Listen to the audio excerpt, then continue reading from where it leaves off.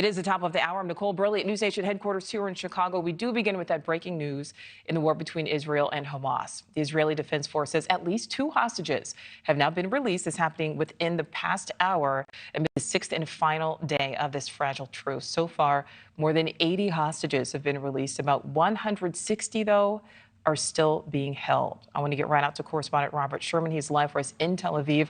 Robert, what can you tell us? What's the latest on this? Yeah, the IDF saying they've now taken possession of those 2 hostages that have been released. And an important distinction to make here, Nichole, is that the Israelis say that these 2 hostages released are outside of the agreement for hostage releases that are still expected to take place later tonight. So this is different, an entirely different arrangement here. From what we've gathered from the Israelis, they are still anticipating another release taking place later this evening, which would be the 6th and final day of this pause that is in effect. Again, the door is still open for this to be extended, but as things stand right now, this is where we're at. We've also gotten an update from hospital staff on those 12 hostages that were released late last night. 10 of them Israeli citizens, 2 of them citizens of Thailand. Hospital staff said some of them were hurt, others sick, but no one in grave danger anymore. The returnees underwent an in-depth medical evaluation.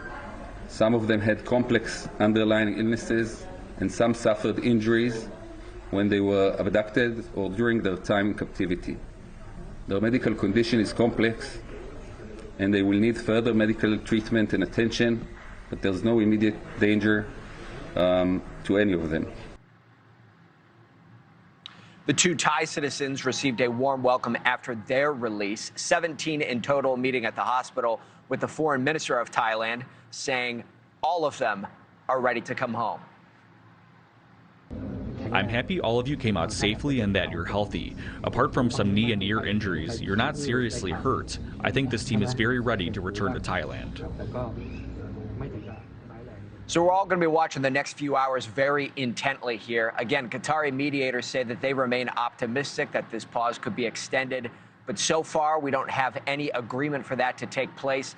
And as we've seen, Nichole, all of these discussions very fragile in nature. Nichole. Thank you for watching. Go to newsnationnow.com to find NewsNation on your television provider. And don't forget to click the red subscribe button below to get more of NewsNation's fact-driven, unbiased coverage.